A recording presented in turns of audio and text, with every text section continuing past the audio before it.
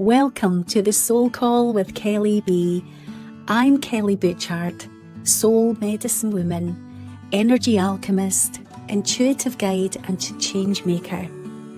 I'm here to activate soul remembrance, unlock purpose and support the personal and collective evolution into sacred sovereignty. This podcast is a space for heart-led women to rise, to take their power back, to walk in truth and live elevated lives of joy, abundance and deep fulfillment. Through powerful conversations with visionaries, way showers and spiritual leaders, we weave ancient wisdom, quantum healing and divine insight to awaken something within your soul. This is more than a podcast, it's a movement, a remembering. This is the Soul Call. All of my offerings, social links and ways to connect are in the show notes below each episode. Be sure to check them out, I'd love to meet you there. And please remember to like, subscribe and share. Thank you for being here. Hi everyone, today on the Soul Call with Kelly B, I'm truly honoured to welcome a very special guest whose life and work radiate deep spiritual wisdom and a profound connection to ancient traditions. Fotoula Adrimi is the director of the ISIS School of Holistic Health, an internationally respected school offering earth-based shamanic training.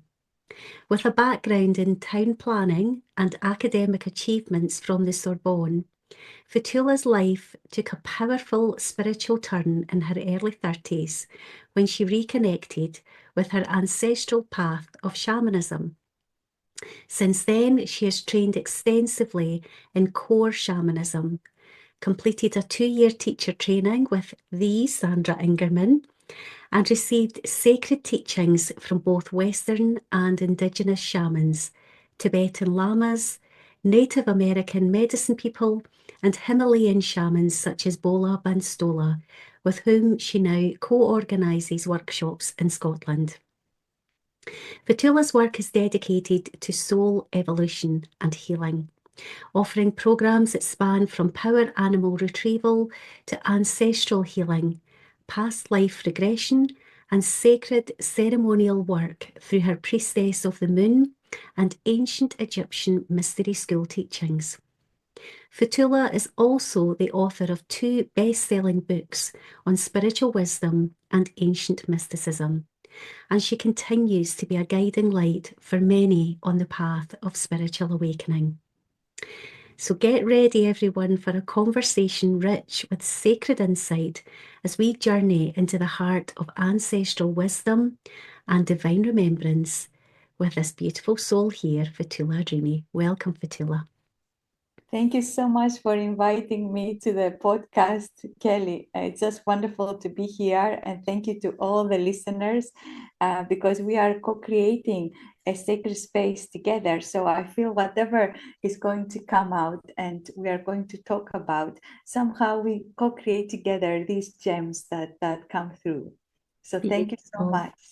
I am so honoured to have this conversation with you, Fotoula. Now, I have been very blessed to have met you twice. A good number of years ago, I met you, even though you don't remember this, I met you at one of Carol Day. She used to call herself the Little Red Drum. Carol Day's also an incredible shamanic teacher. And she was holding some retreat days and weekends and things, and I attended a few of those. And that was where I first met you, Fotoula, all those years ago. And then more recently, I came through to Glasgow. You were holding an event which was to celebrate, and I know it was a collaboration, it was to celebrate the Kiva ceremony. And there was a beautiful water keeper angel who came over from the States to join us for that. So I just want to say thank you for coming into my life. And, you know, there's a reason why I remember you from all those years ago. And I think it's such a beautiful thing to open with this because I think we're all remembering so much about ourselves and each other.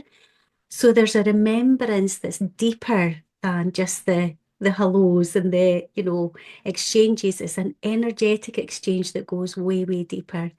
So thank you for being here today. Thank you so much. Thank you so much, because I find this is two ways. So what happens sometimes, we meet people and there is a resonance that is beyond our physical knowing, our everyday knowing. And we don't know what happens with that, but maybe that is one of the things that happen because of that. So I think that more and more we resonate with certain people, with the people we don't resonate anymore. They come out of our life, however that is planned, sometimes nicely, sometimes very difficultly. It can be that way, that people live our life, other people come, but there is a communication at soul level that happens. And I have so many examples of that. Yeah. So many Yeah. examples, and you're sharing one of these, and it happens to you as well.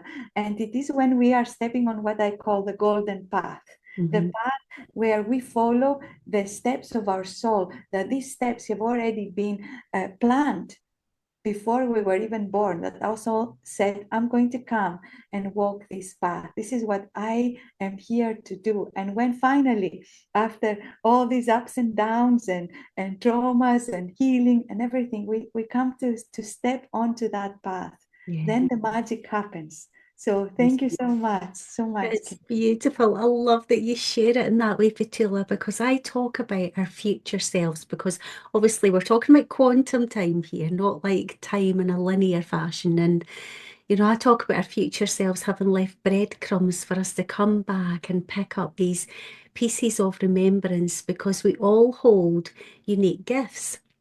We're all part of this bigger tapestry.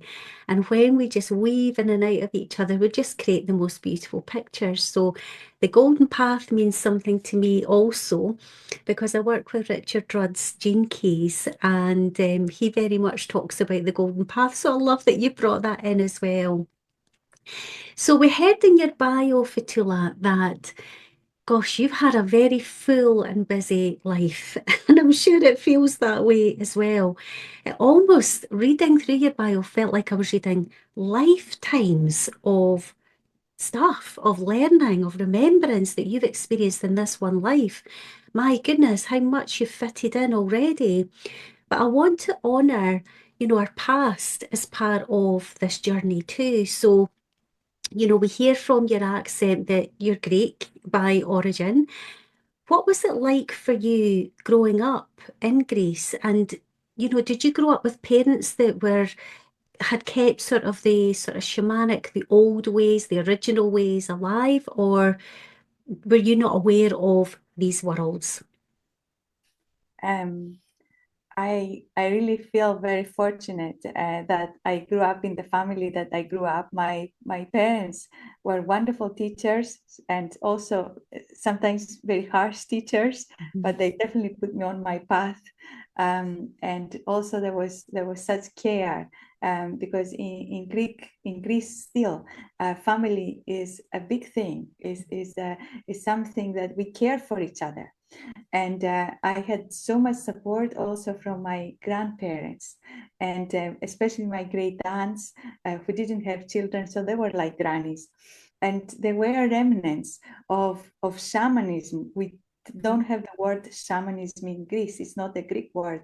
So we didn't call that shamanism. It's shamanism, but we called it higher magic, if you like, or magic. Um, just because at the time nobody knew what shamanism was. It's not a Greek tradition, and in Greece we very much honor our traditions. So it was like always an inward journey for my ancestors to look into our traditions, what they are, instead of looking outside of Greece. But of course, what happened with me was the complete opposite.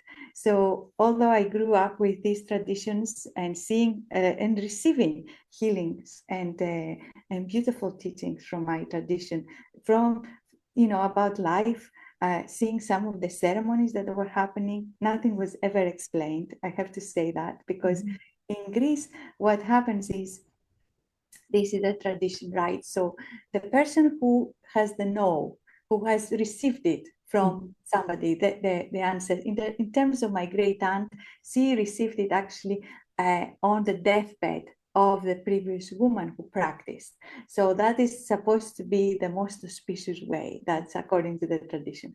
But once you receive it and you practice yourself, whatever you have been taught, you never share what you know.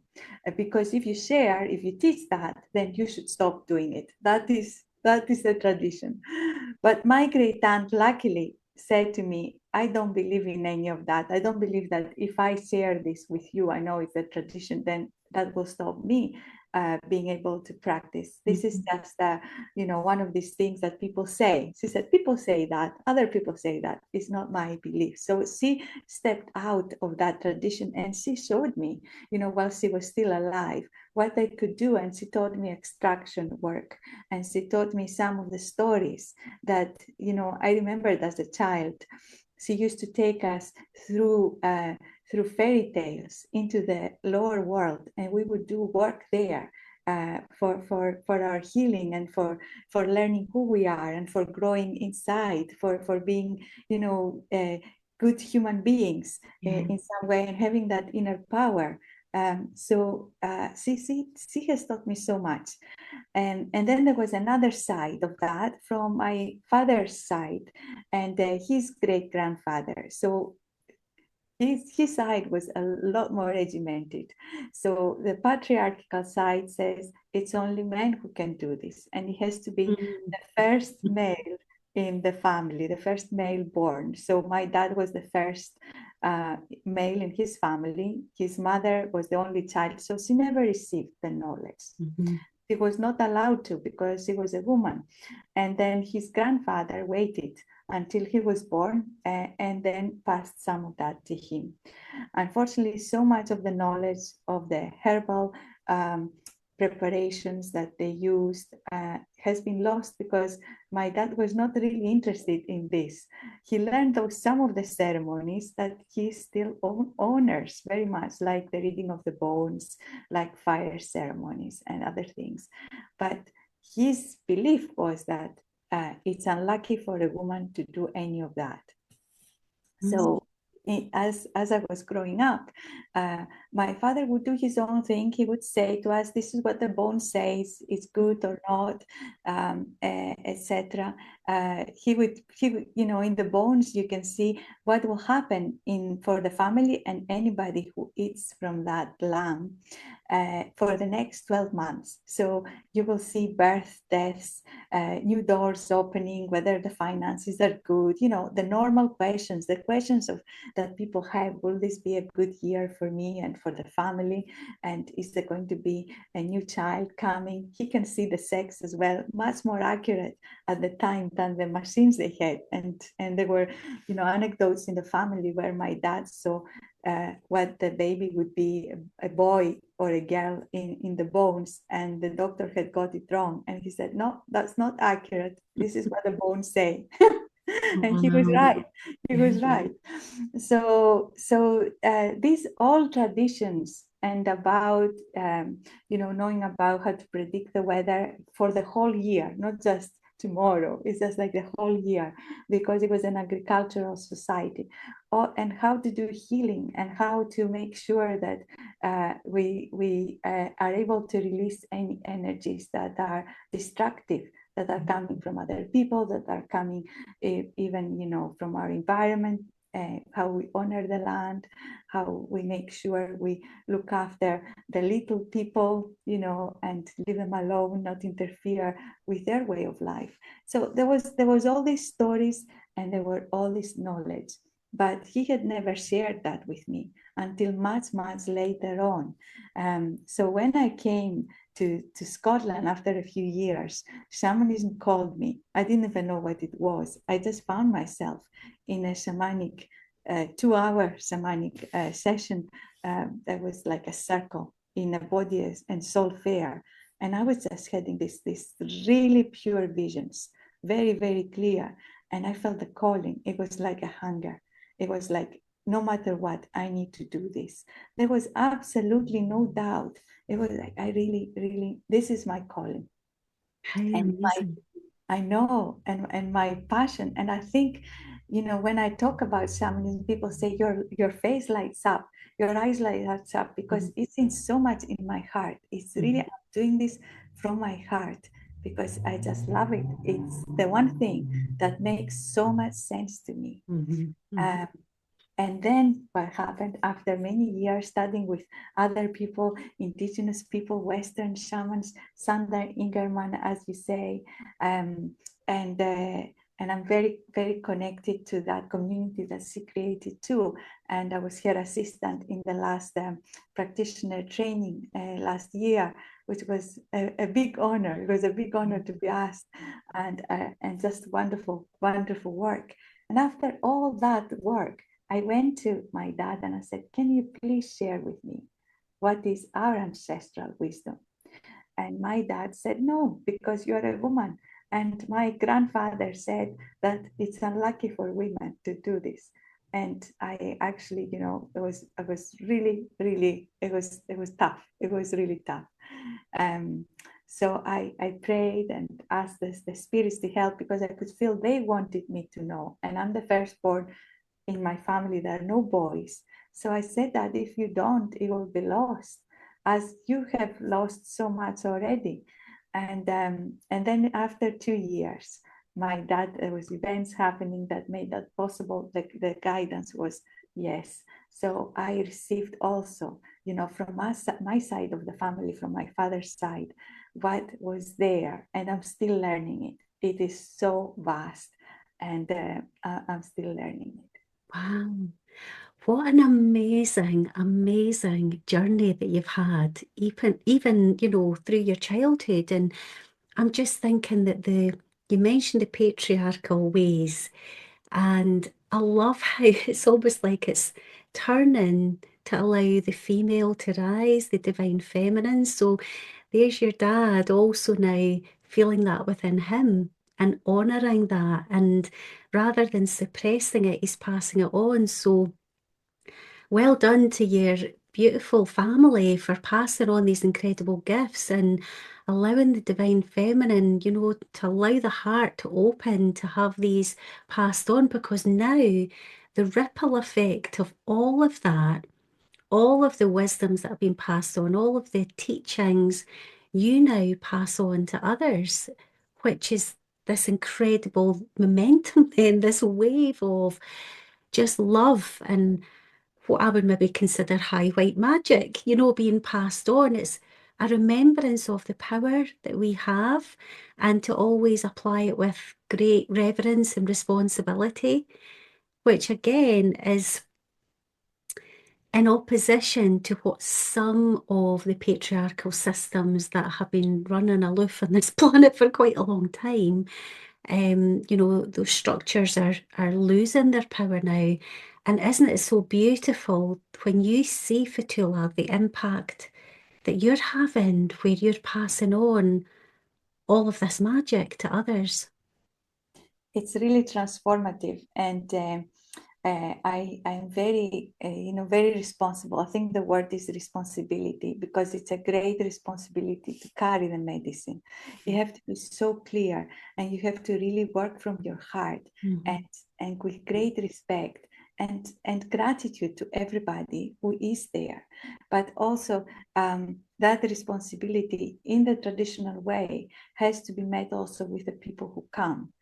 So it's something so much to pass on. So my first, when I teach shamanism, I do an introduction first, a 2-day introduction, so people know, is this for me or not? Yeah. Does it resonate, or what is this about, and how they can feel the energy.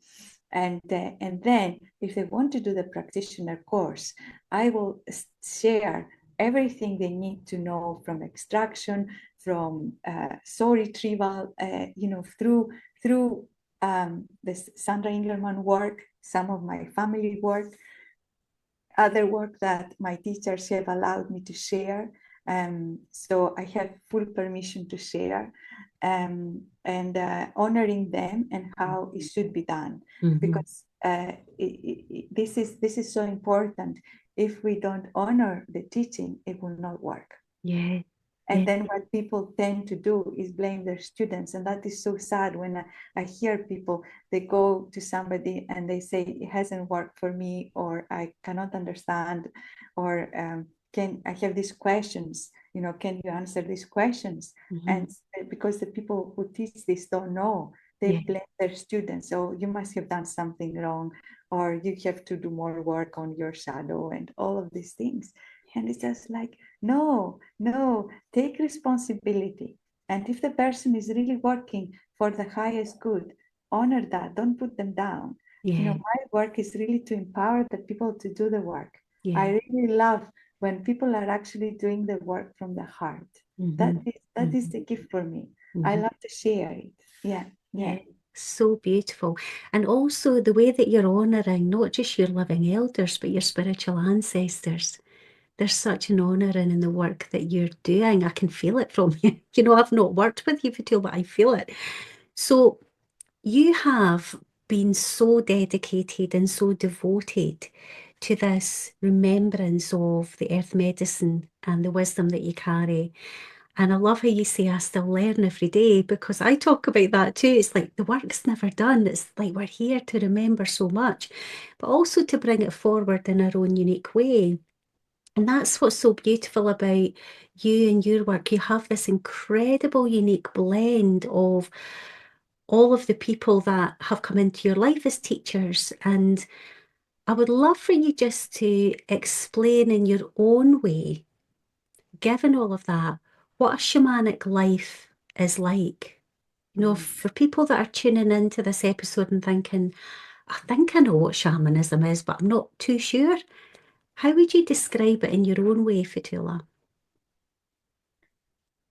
So shamanism, as you said, what is a shamanic life? I love that, because shamanism is not just a method.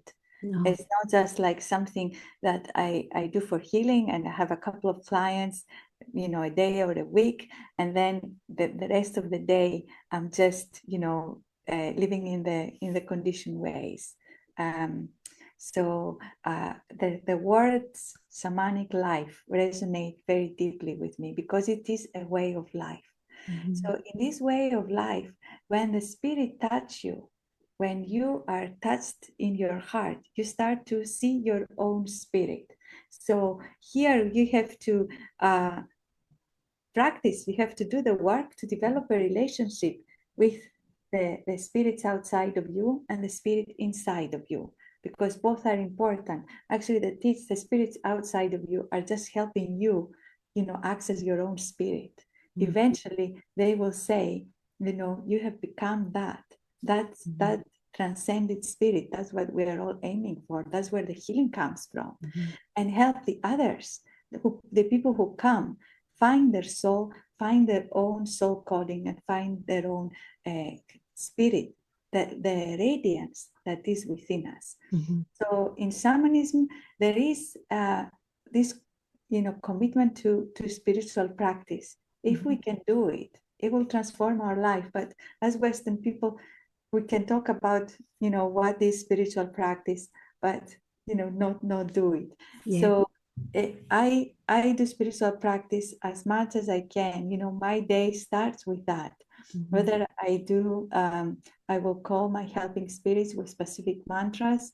Whether I have specific practices that I do. How I open to the drum. How I call, the helping spirits, and then I start my day from transforming and cleansing what has happened in the dream time. Sometimes the dream time can be a healing time, that we have a healing dream.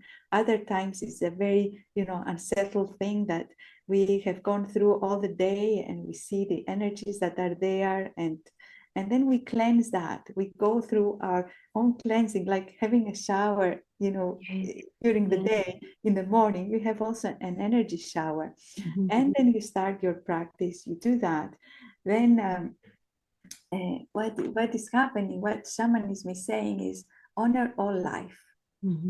That is another big teaching. Everything is connected to you. Even the people you don't like, even the people who are really destructive, and and people say, how can I honor this person, this politician, or this friend who is now in creating chaos in our community? How can I do that? But what you do is you see that you are part of the whole, and you see, okay, I'm having this human experience. I'm very almost like lucky, fortunate to have that awareness. But maybe in another lifetime, or maybe years ago, I may not have had it. Or maybe if I had a different family, I may not have been where I am today. So this person that I feel this, I just think they are part of me, because in the whole we're all one. If we are all one, we are all one. The good, the bad, and the ugly. We're all one. So this is to heal. To heal in the world is not something external. To heal within. So this is my work. This is my inner work. From that is shamanism. We say, I am the hollow bone. Trying, that's the intention. This is the intention, that I am the hollow bone. And if we are the hollow bone, then the divine, the light, the energy can come through without any projections, without being caught up in all the bits that are inside the bone. It's completely hollow. And the practices that I do, this is the intention, so that when people come to me for healing, when I teach, is that I teach from that higher space, and I surrender. There is in shamanism we say, I opening up to sweet surrender. And this is a beautiful song. And surrender doesn't mean give your power to your guides. It doesn't mean that. It doesn't mean you becoming subservient to the divine, because you are the divine. It means that you surrender the ego. So in this work, for people who really want to do it and serve for the highest good, and not just to be an ego trip that I'm a shaman, I can wear the feathers, I can go and find a Native American costume or a Mongolian costume and call myself a shaman. If we're doing it without that, then our work is so beautiful, and people come and feel that beauty. So shamanism is a way to really go into the root of who we are as beings of light, and manifest that in the world, to do healing work, to do spiritual work, to work very closely with our helping spirits, which come to us. We open up the door in a very protective way, and say, the beings of light who are meant to work with us, may they come. And this is not a given. Sometimes the spirits say, you are not meant to do this. So what we want you to do is grow spiritually and not psychically. Not. So there are these two different things that we also have to honor. What is our path? And I work with both. Because I don't think you can do proper shamanic work without growing spiritually.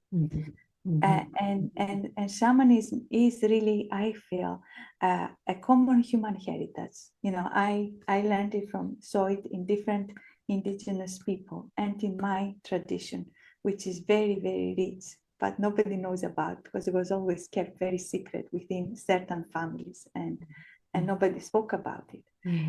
As I said, it's only spoken to the next person. So nobody knows about it. But the key principles are very, very similar. The gods and goddesses may change. We have different types of different gods and goddesses in Greece and in Himalayas. They have other ones, and Native American have other ones, and we have the cow goddess too. The cow goddess also, in the Native American people, in Nepal, in India, in other places. We have such a big heritage. But I feel that heritage is the heritage of the whole of the human race. So my feeling, and the reason I'm sharing my ancestral medicine, is really because the spirits have now said this has to go out. From being something very secret to be kept sacred and to have effectiveness, people didn't share. But now the spirits said to me, you can share. And in the advanced shamanic course that I teach, I teach the way that my ancestral spirits have now said this can be shared. It cannot be shared the way that it's done in Greece, because you don't have the right herbs, you don't have, these ceremonies take, a day of preparation, a day to do, and nobody has that kind of time. So they showed me how you can keep the effectiveness and the essence of the ceremony, but share it in a way that people can do it. Because if I said to people, go and find this herb in the Pelion Mountain, there's no possible glass of yeah, or we don't live with animals because, goats anymore. The goat was a big part of the ceremony, of how we communicated with the animal, that animal, and what this animal offered to us, and how it helped us heal through different signs. But I can't live with a goat in Glasgow either. So yeah. I love all that you've shared there, Fotoula. Sorry, continue, please. So what I thought in the beginning, that was just for me. What I learned was just for me, and then 2 years ago, about two maybe a little longer, the ancestral spirits came and said, "Yes, we would love you to share this because it has to go out. There is a melting pot. Everything is coming together. This belongs to the whole of humanity, and there are people who can do this. It doesn't matter if they're Greek or not. That doesn't matter. It doesn't matter anymore. Before, it was like in Greece, it's just like unthinkable that you would share Greek medicine abroad. It's unthinkable.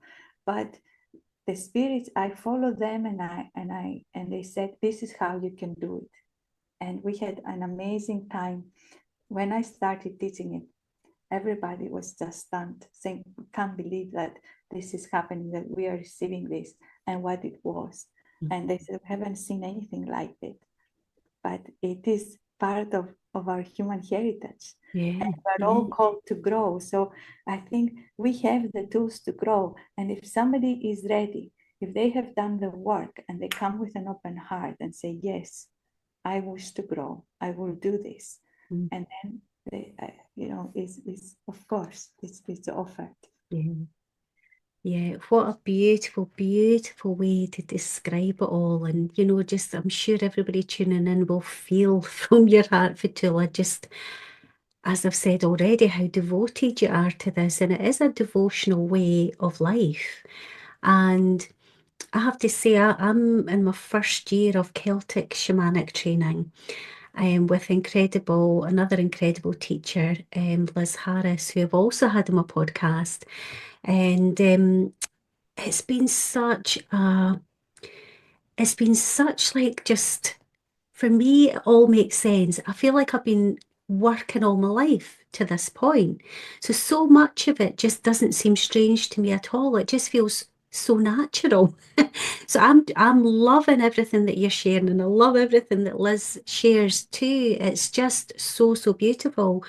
And you're so right. For me, what you're talking about here is, the journey within, because, we've looked at this holographic reality all our lives and tried to make sense of what's going on outside of us. And then we get to a point where we're like, actually, the outside world doesn't validate me, or it's not giving me what I need it to give me anymore. Maybe the answers are in here. And when we're touched on there, the patriarchal ways, and, I'm going to talk about, and I'm not anti-religious, but again, the religions were part of a patriarchal system. And for me, just listening to you describing shamanism and the devotion within, and us being that hollow bone, where we are in direct commune with Source, God, the spirit worlds, the unseen realms. It's like we're not limited to the parameters and restrictions that have been placed on us, all the indoctrination, all the attempts to dumb us down and almost conceal the magic that we hold within. I mean, our imagination for a start, when it comes into healing and entering that, what I call the quantum playground, it's like, oh my goodness, this is limitless. And again, with that comes great responsibility because when you're given certain gifts or you're given, privileges, it's like, gosh, I need to be so in my heart to use this, to walk with these guides, to use this medicine. So, really, for me, it's returning to the original ways. And I can completely understand why your family, and that being very traditional about passing it down word of mouth and treating it in such a sacred way, because we can see how there have been abuses of power on the planet for such a very long time. But as we've mentioned already, things are really returning and in a big way. And I really feel that, growing up, I didn't hear about anybody practicing shamanic practices. That was just, never even heard of it until I got maybe into my late teenage years. And as you rightly pointed out too, there's a lot of showmanship in all of the spiritual communities. There's a lot of performance actors. So it's like, oh, here's the next shiny thing. Oh, here's the next shiny thing. I went through that phase. And then it's like, oh, these are initiations. Hold on a minute, let's not go any further down that route. Or maybe they're not quite who they said they were. So I love, love, love how you have really gone really into this in a very deep way with your explanation of the importance of discernment, the importance of the sacredness, the reverence, the returning to the heart and doing it all with that heart centeredness, everything, because we're all magical. It just depends how tuned in we are to use it and how responsibly we use it.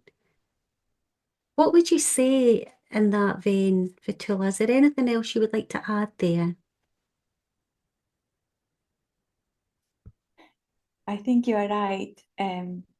There is, it's almost sometimes in the West, what happens is um, this is so beautiful. Shamanism is so beautiful. So people start the journey, they feel the light, they feel the energy, Mhm, they feel that ecstasy that mhm, we, I think I heard that early on when I was training as a shamanic practitioner a long time ago, almost 20 years ago in the West, through Sandra Ingerman's work, mhm, that people were describing it as ecstasy without drugs. It's mhm. like so, it really is. It just takes Yeah, you into that open-heartedness and mhm, connection, mhm. real connection. Yeah, So there is that uh, easy access to that. mhm, We all have it. We all have it. So mhm, that's like the first stage is like, oh, we get really enthusiastic. This is amazing.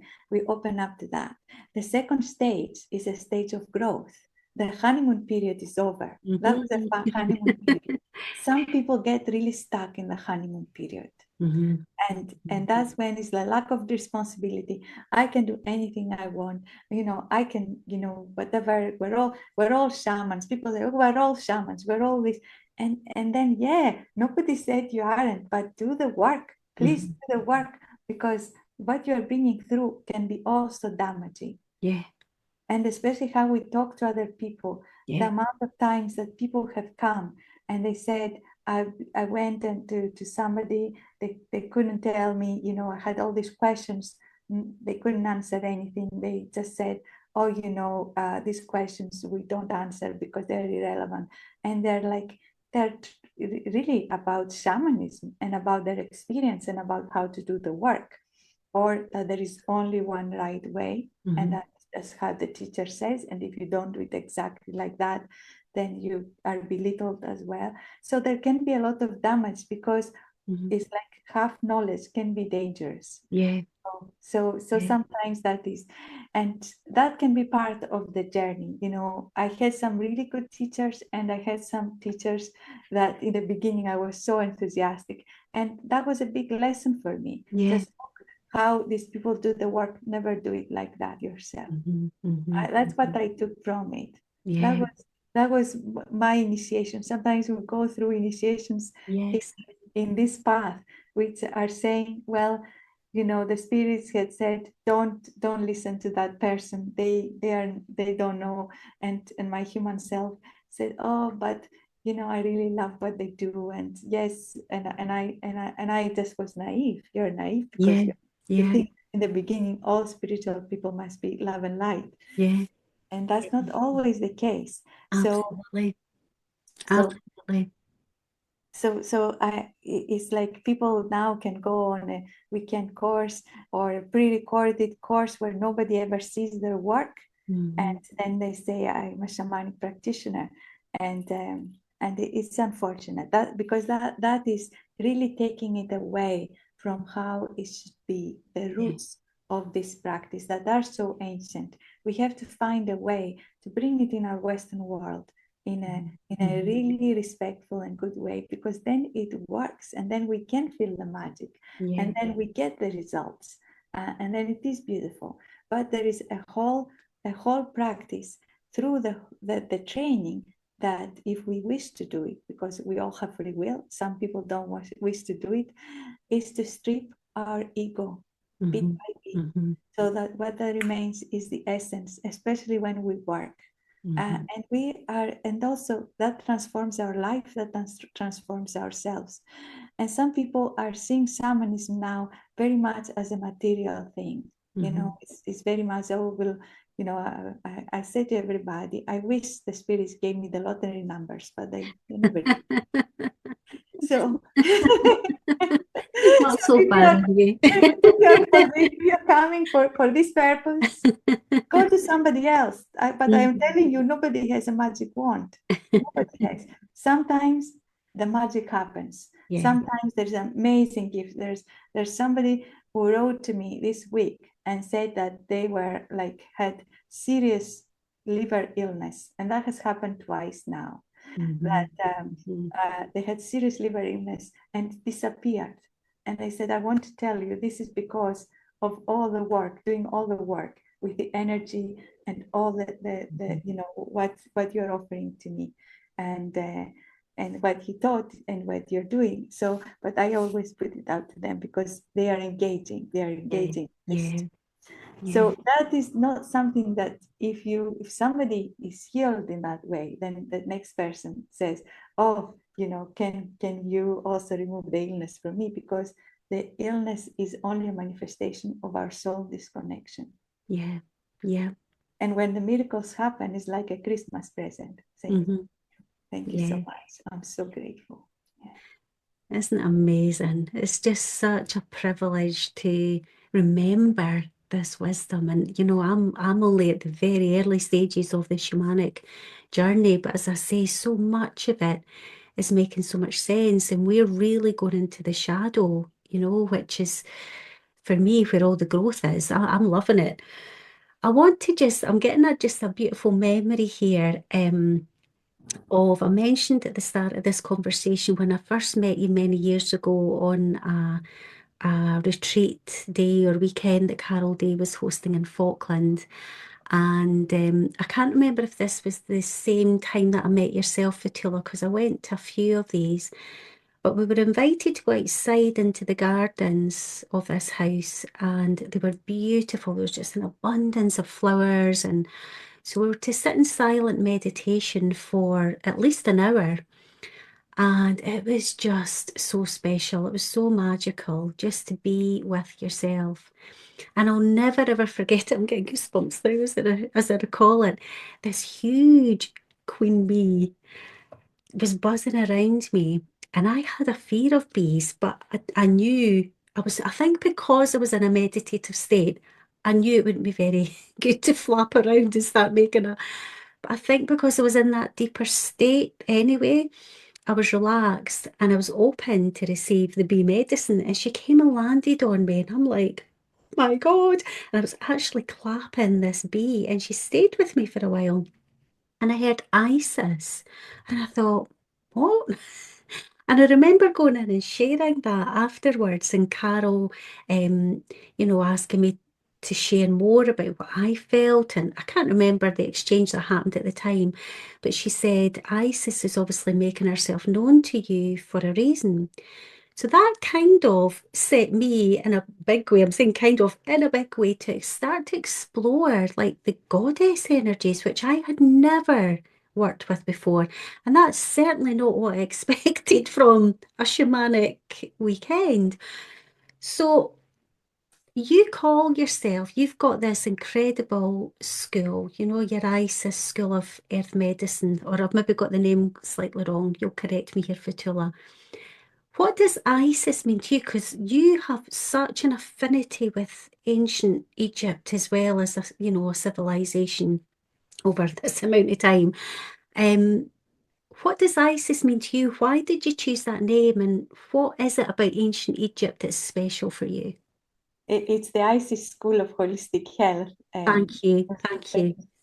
So basically, since I was a child, I had this huge love for ancient Egypt, and some of my ancestors actually went and lived in Egypt. So my great-grandfather has spent 20 years in Egypt, first starting from Alexandria, where there was other family there.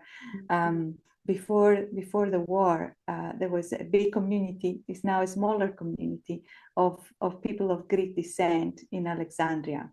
And he worked, then he went to work in Sudan when they were doing the works there at the time. And then he became a caravan master. So he had his own caravan going, crossing all the Sahara. So that he loved that. He absolutely loved that. And he had all these stories of the desert, and he spoke all these dialects of Arabic and Egyptian Arabic, which is very different, or a bit different than other kind of Arabic. So there was all that ancestral connection, but for me it was my own connection, and I just knew Egypt is my spiritual home. I could feel, because Egypt is opposite Greece, from the Aegean, the other side of the sea. It's a long sea to get there, long, but it is there. And in Greece, we have a lot of temples of Isis. People don't know that they think, why not ancient Greece? Why Isis? But I said, you have no idea that in our holiest of places, in places in Greece that are one of the most sacred places, there is a temple of Isis, because she's such an important figure in Greece. The Greeks and the ancient Egyptians at some point from 5th century BC, at least, if not before, they kind of exchanged and worked together. And there is a big history of that, which you can see on the land. The temples are there, that is there. So, but apart from the ancestral work, it was just a huge calling. And in 2006, I had this experience of Isis manifesting and calling me to be her teacher. And she said, you have done this before. You have done this in all these lifetimes. Now it's time to bring it back for the time that we are now. This modern time, it won't be the same as we lived in temples before in ancient Egypt. It would be for our time. And she gave me a huge body of work. It's huge. It's like folders and folders. And it's a really, really beautiful, beautiful teaching. It's very, very detailed, very beautiful. There is a reference to it from ancient Egypt, but she said it was practiced well before. So we talked about Egypt and dynastic Egypt and the pharaohs, but there was this who was there before, and she starts with that, what they call the golden times, when people had so much awareness. In Sanskrit, that time is called Satya, and in ancient Egypt we call it Septepi. And she is my teacher in this path of awakening, because the Egyptian work that I do, the mysteries that she reminded me and said, this is how you do it. Take the pyramid text and bring it now into life again. because some of the translations, the way they are done, there are a lot of words missing or misunderstood. Say this is the deeper meaning. Bring it back into life and start channeling us. Let us come together and be one with you and incorporate together as we used to do. We used to in ancient Egypt. What I remember from the temples is that we used to channel the enlightened beings, these gods and goddesses, the Neteru, as they call them. And we used to wear the masks and like the theater, we used to wear, the regalia, and so that we could connect, so they could come through, and the people who were there to watch this sacred play could feel that the energy, it was no longer us. It was like the beings of light coming through, a bit as we do now, the mediumship of the oracle.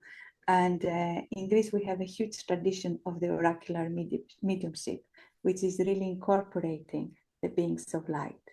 Because people, it's not just words. Actually, the words don't matter so much. It's the light that is flowing through that changes our life. Yeah, that's so beautiful. So when Beautiful. you're so, oh yeah, thank you. Yeah, it is really beautiful. And people don't know what this work is. Work is that the Isis work that I do, because you can feel, oh, is it the divine feminine? I called it the Isis school because she's my teacher too. So this is coming from her. It's not mine. It's something that I received, and it's a huge foundation for my work. But people do think, oh, is that just about women doing this work? And I said, no, this is for everybody. But she is like the path to ascension. She's calling us to say, we have been dismembered, like Osiris. The myth of Osiris is dismembered by Seth, who is the conditioning, the jealous brother, or the programming of this world. And then we're put back together again. And we can awaken out of this inert or dead state. This is about the mystery of resurrection of the soul that she has given me. And that's what I teach with this work. And that requires a lot of dedication too. People who come to that, there's a lot of ritual work, ceremony, practices, meditation. There is a lot, because if we want to do this, to awaken, we can't just receive an initiation. That just opens the door. Say that door is open, but you have to walk the path, not just stay at the threshold saying, I've received the initiation, now I'm wearing like a badge, I'm an initiate. People do that, saying, I've received all these transmissions, initiations, but what happened next? So if we don't practice, the transformation won't happen. And that's for sure. The conditioning of the world is like hooks. It just takes us out of our center, so that we focus on the outside. What's happening in this world, this terrible thing, all the drama. We're focusing on the outside. And even in our relationship with others, oh, this friend said this, oh, this person said this, and all of this is just hooks. Taking us out of our center. And in this work, we need to stay connected to ourselves. And that is like doing the inner work. Beautiful, like the shadow work. Amazing work. I love how, because I very much connect with the remembrance, and how Osiris was, he had all his bits put back together. It's very symbolic, isn't it? It's like we are coming back to remember who we really are. And I love how you're honouring what has been past, but really having ceremony around it, and the deep embodiment that you're talking about. Is great to have these experiences and the initiations, but actually, let's walk the walk, let's embody what we're given. And that for me is the work, isn't it? It's really to be those emanations of love, to be those emanations of wisdom. And, there's a lot, there's a lot of talking heads out there, people who, know stuff, but they don't really live that way. They don't really authentically live that embodied life. So it's such an important point that you've made, Fotoula. And my goodness, I'm like, oh, I would love to be working with you. And I'm just going to call that in at some point. I also want to ask you about you do Priestess of the Moon celebrant training. I would love to hear a little bit more about that. Yeah, this came, some things in my life just come at a certain time, and then I receive the teachings that they come with us. So in 2011-12, I was following my shamanic path. I went and did the training for the Sweat Lodge with the Sun Bear tribe, and that was done in Germany at the time. And what happened was then I had to find a place to have a sweat lodge, because we had to do, for this training, we had to do 36 sweat lodges. I did actually 38 before. Wow. Before you did, so some people think I can go into a sweat lodge in 1 week and then start. Ask how much preparation and apprenticeship does that person have to actually pour that water. And that is where the brothers and sisters from the other side of the Atlantic are watching and saying, what are you guys doing? Mm-hmm. So this was a really, really beautiful ceremony. We learned, and then I thought, okay, I have to find somewhere. And at the time, my dentist, Stuart Wright, he left Greenock and he bought this place with his wife Helen in it's called Barmadour Cottages. Yes, I'm familiar with it. It's gorgeous. I've not visited yet, but I know of this place, yeah. And they had just bought it. And he emailed me and said, if you are looking for a place to do ceremonies, firewalks, or workshops, we have just bought this place. And it was next to Kilmartin, which I really knew very little about. Just a couple of months before, had been on the Hill of Danad for the first time. I didn't even know it was there. So I said, okay, I said, I've just done the Sweat Lodge training. I need to do my apprenticeship. Is it okay to, have a sweat lodge? He said, that's exactly what it is. So I went, the long story short, with my colleague Fee Sutherland, who is also working with me, she's the other director of the IC School of Holistic Health. We built the Sweat Lodge. We started working ourselves. First, you do it for you, just you in the Sweat Lodge. And every time we used to go to a sacred site. And 1 week we come in to do the work, and I see this hill, and all these buzzards are just flying around, just around the hill. And then they flying just over the car. And I'm just thinking, there is something about this hill. We need to go and do it. And there was another friend who's also done the course in Germany, and she was part of our apprenticeship. So the three of us end up going up this hill in February through bogs and Scotland, and the west of Scotland, wind and rain and bogs, and we come up to this hill. And on this hill there are these big 3 boulder stones. And we just sat there, and I saw these women coming. And these women were from the ancient times, from these prehistoric times. And they talked about the priestess of the moon. And they said this was a tradition of the land.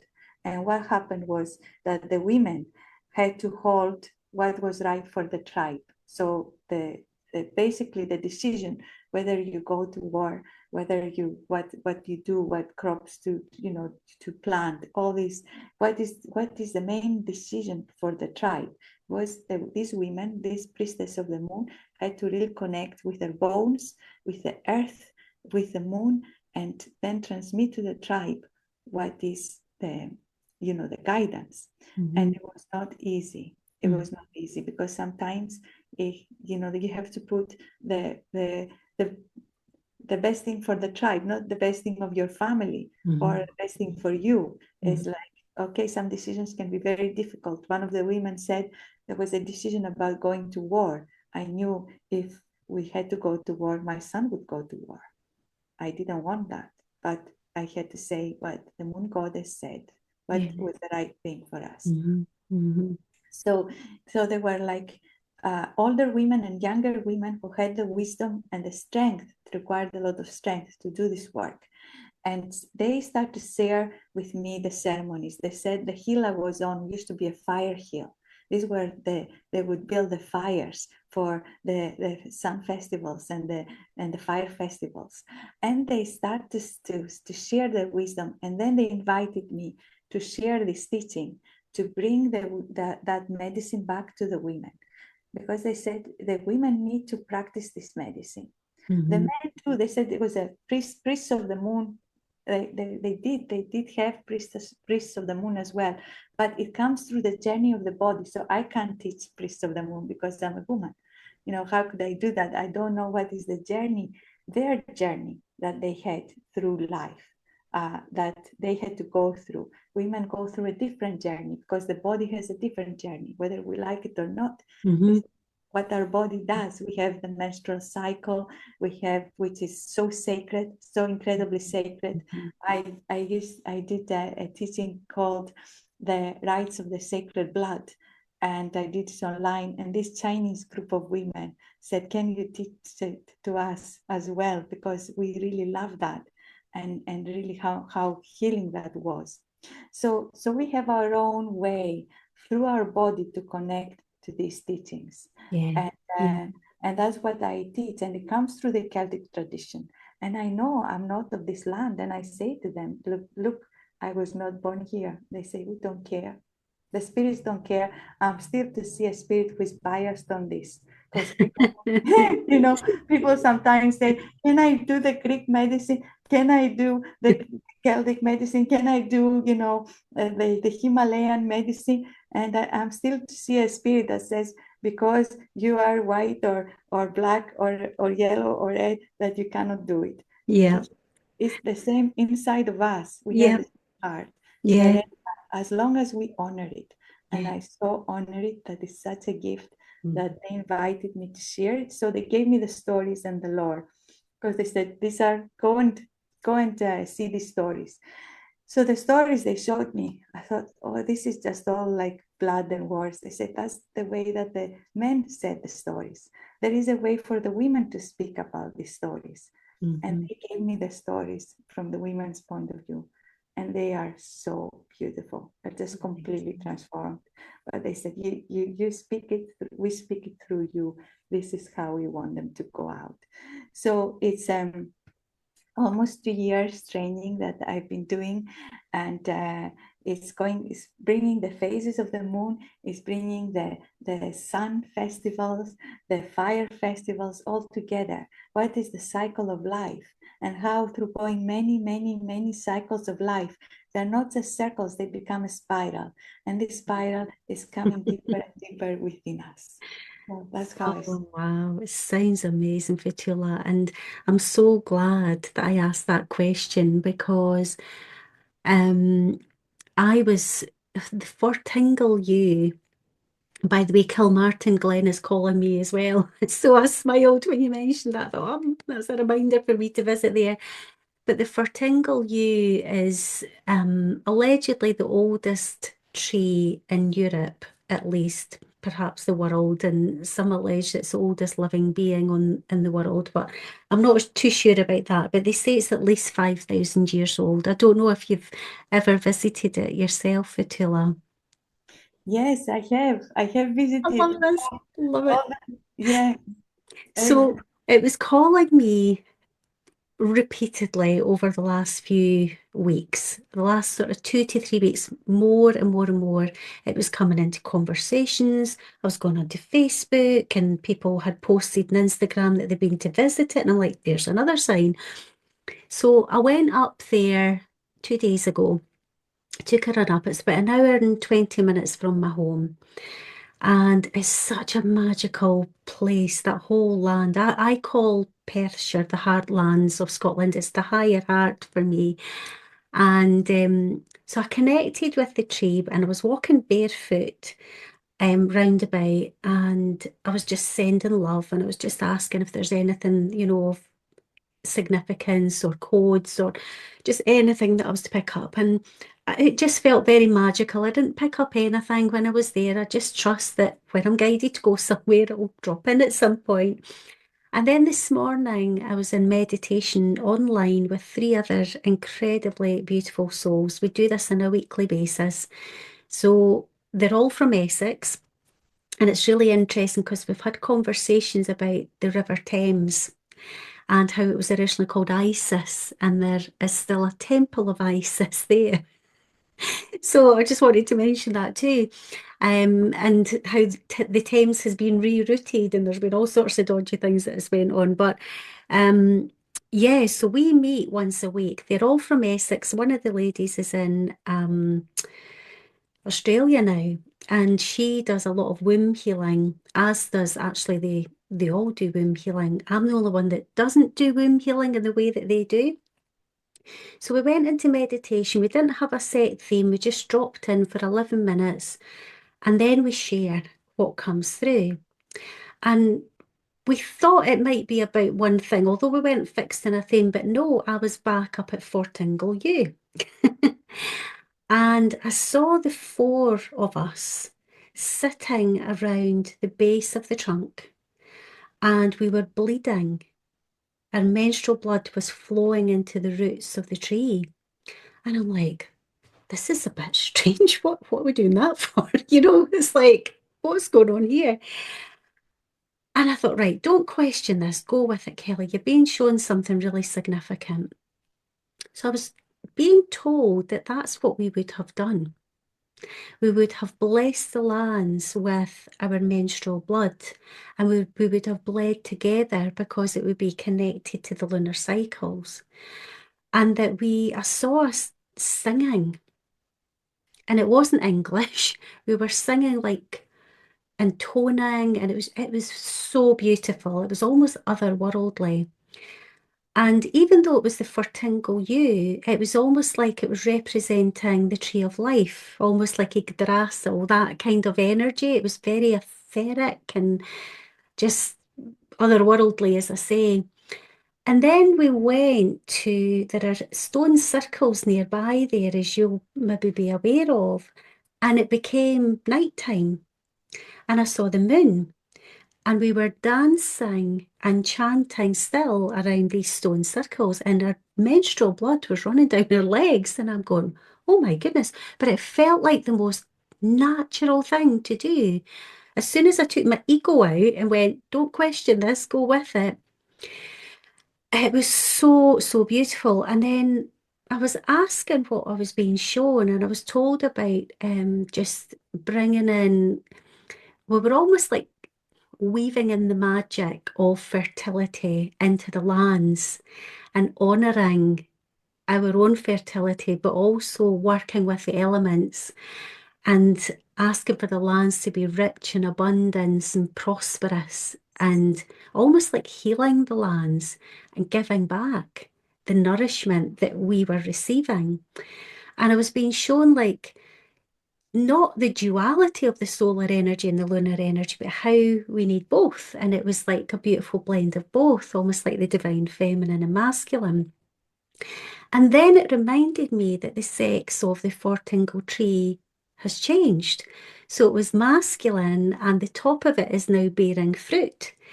And I was told that I've been shown this now because this is a reminder that we are now returning to the divine feminine rising and the prosperity of that. And when we give and receive in equal measure, it's really beautiful for everyone. Everyone benefits, not just for those and such, but everyone. There's richness available for us all when we work together.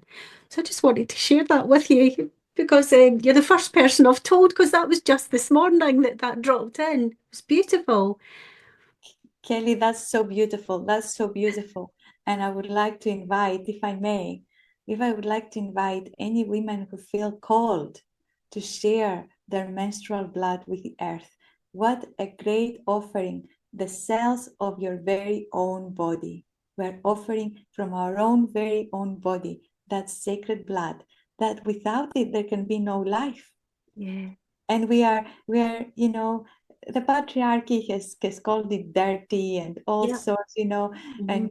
and certain religions, they won't touch a woman who is menstruating, or in Greece, you're not able to receive Holy Communion if you're menstruating. Certain priests might say that, and all of that. But it's just like this is what creates life, what makes life possible. This is holy. And actually in shamanism is different. So from my own roots and from the my helping spirits, what they said is they reminded me something, that there is this old belief that when the women share the blood with the earth, when we offer our menstrual blood to the earth absorbs this blood. There is no need for the young men to go to war and feed the earth with their own blood. Wow. So this is an offering of peace, is a ceremony of peace as well.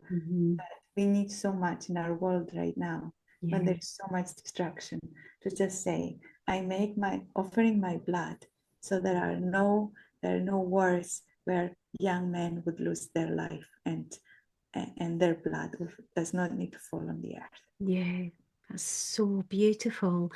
I really feel like you mentioned the priestesses. It's like the clan mother wisdom is coming back. It's almost like the heart of communities is coming back.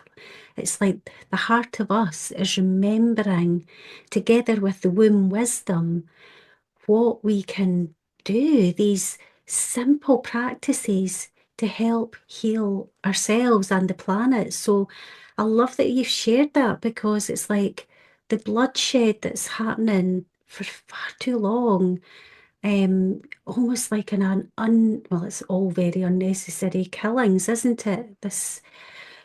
All of these in the name of whatever, like they just use any excuse, don't they, just to warmonger. It's awful and unnecessary, as I say, but to turn things back to be really beautiful again.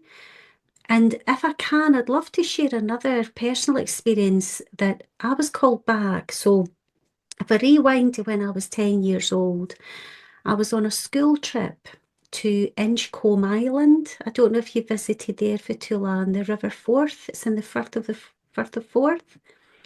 And there's no, oh, you must visit there. And there's an old monastery there. So we were on this school trip, and I was only 10. My mum wouldn't be expecting me at that young age, and I certainly wasn't expecting to start my period, to start my menstruation. I've even just learned recently it's called a menarche. I didn't even know that.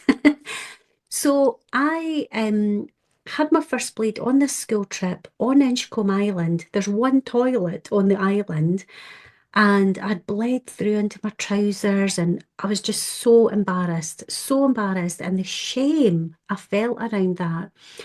And then my mum was didn't treat it with the softest approach, because I had my new trousers on and she was a bit about it.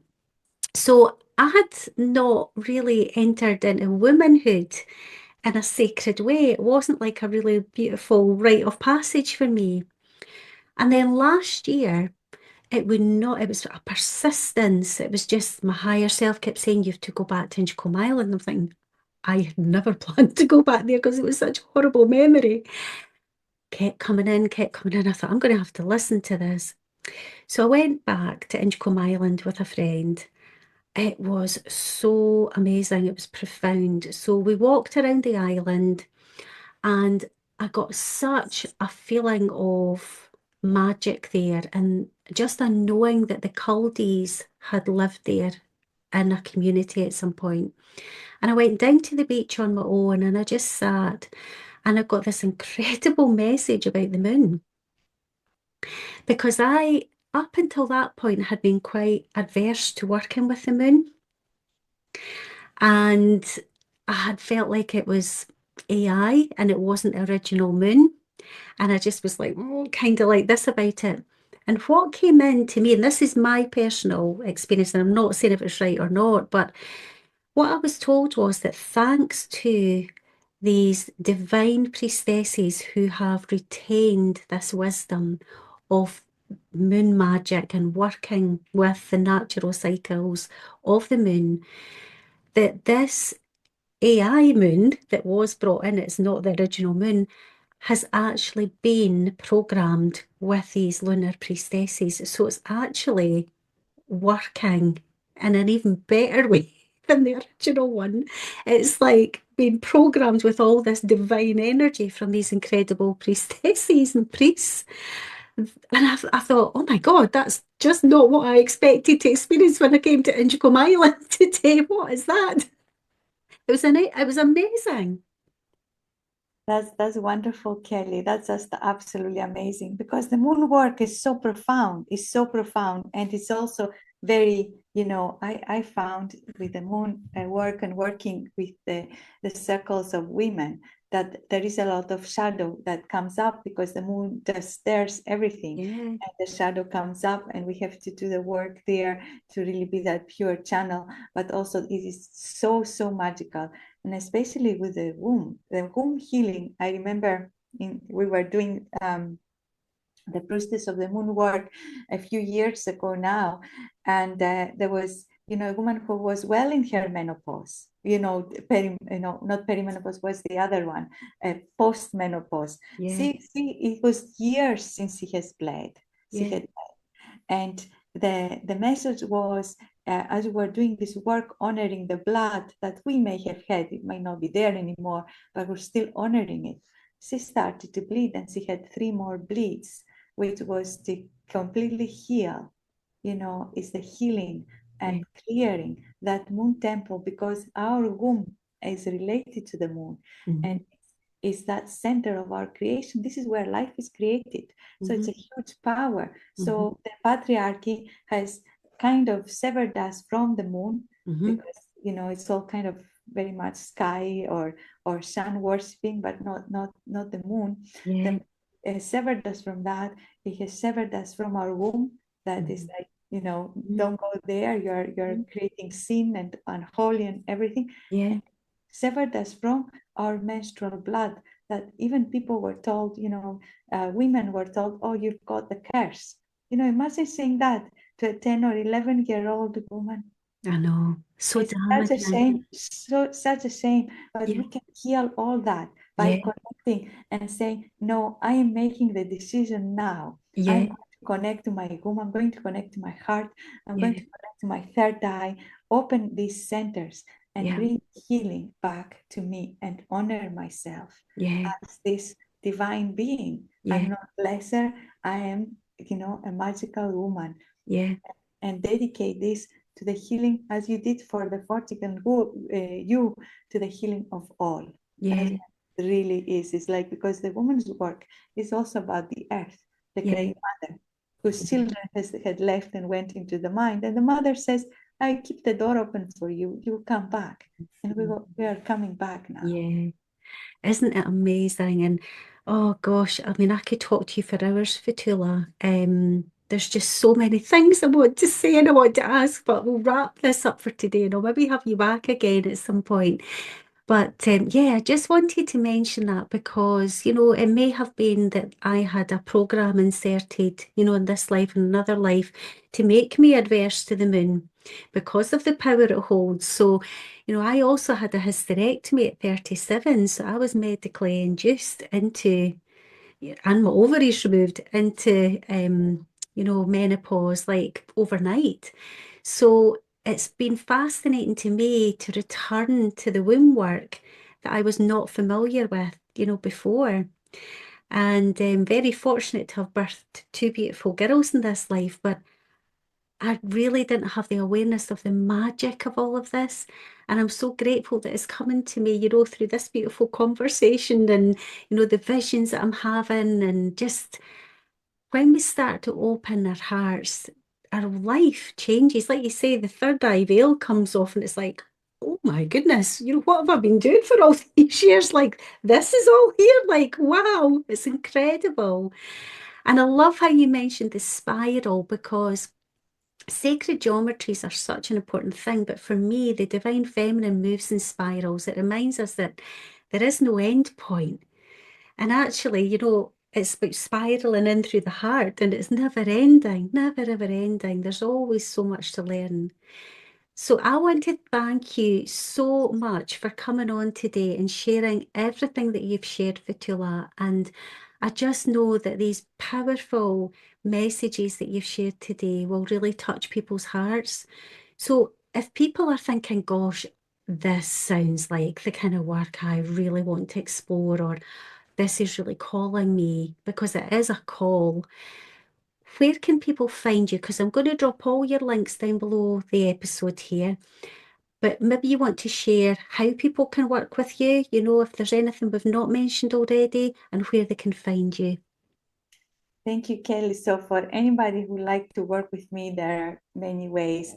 So the first of all, my books. So for people who are interested in shamanism, my first book, that is the Golden Book of Wisdom, Ancient Spirituality and Shamanism for Modern Times, is a vast book. It's quite a big book, but it's also about making sense of life through the shamanic perspective. What is death, illness, soul retrieval, our life path, then how we journey, how we bring ourselves back into the eternity of the soul, seeing life from that perspective, how we work with sun, the moon, stars, the spirit, which in Greece we call the Holy Spirit, or you find this in Europe as well, the Holy Spirit, and the awakening journey of the soul. So it is quite a big book for those interested in shamanism, and for those interested in the ancient Egyptian mysteries, which is about the awakening process and all that wisdom.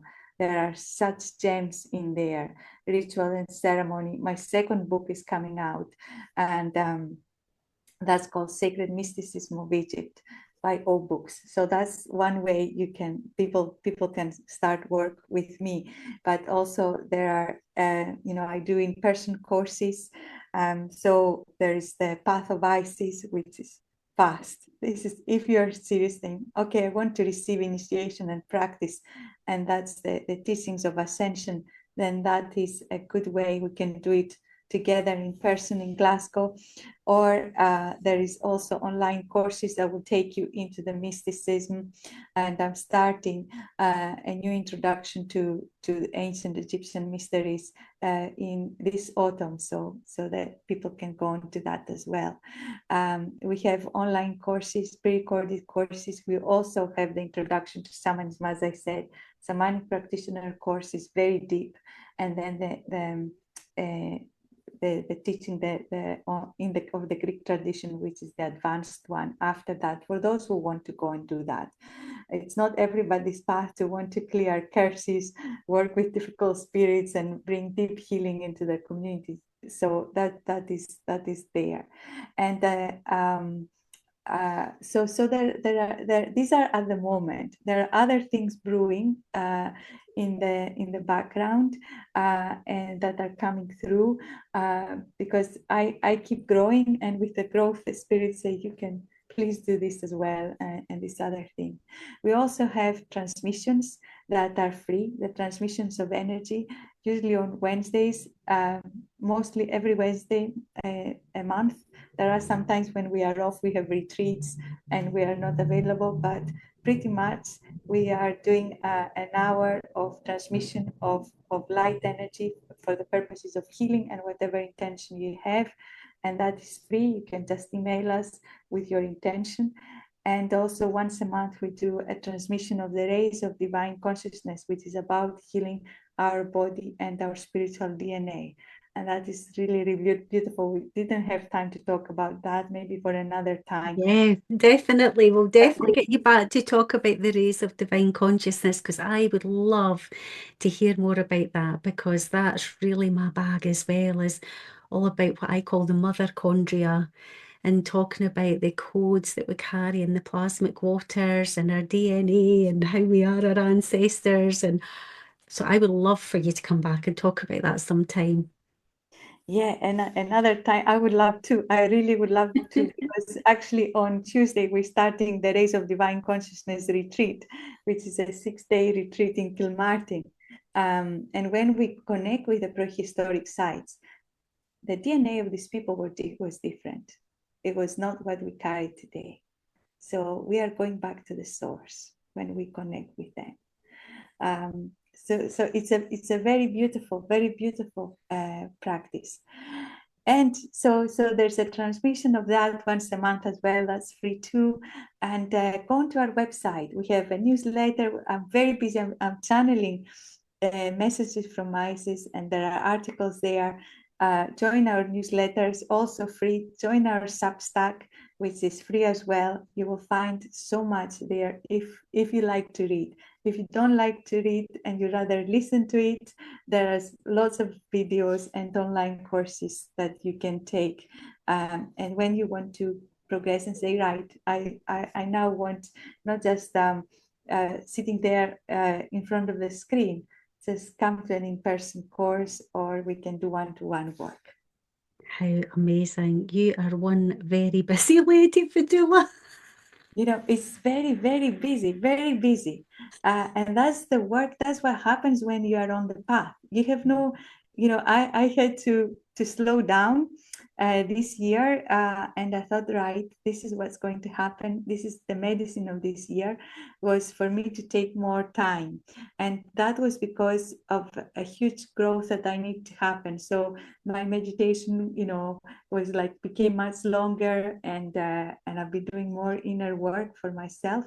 But the years before, I was just working all the time. And when I was working as a town planner for 6 years, I was working 5 days a week, and then in the evenings and workshops, I was teaching and seeing clients. I have no idea how I've done this, no idea, but it happened.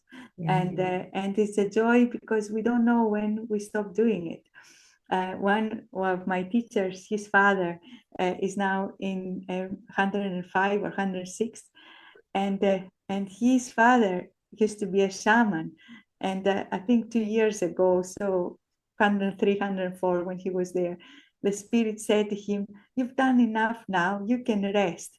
Until then, he would take his bicycle and go around the villages, whoever needed healing, you know, seeing so many people a day, you know, loads of people every day to do the healing work, because somehow he can do it. And then the spirit said, I'll now leave you to enjoy a few years with your family as well. Oh, bless him for his service, and bless you as well, Fotoula.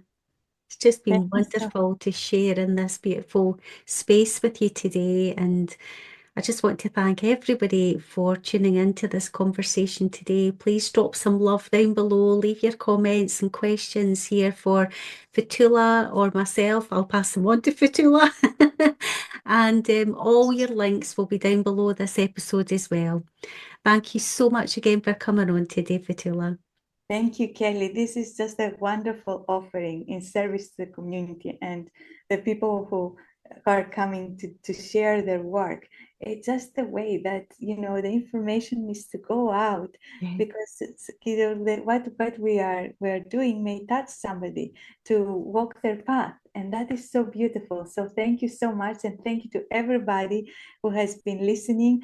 And yes, please share your comments and your experience, because that enriches us all, everybody. It learns from it. We learn from each other. We learn from each other. So please, yeah, thank you. Absolutely, that's what it's all about. Big, big love, everyone. Mwah. Bye for now. Bye-bye. Thank you so much for tuning in to the Soul Call with Kelly B today. If this episode spoke to your heart, I'd be so grateful if you'd take a moment to like, subscribe, or share it with someone who needs to hear it. Your support truly means the world, and it helps this message ripple even further. And if you're feeling called to explore more of my work, my latest offerings, sessions, and ways to connect are all in the show notes below. I would love to hear from you. Until next time, keep listening to your beautiful soul. With so much love, Kelly.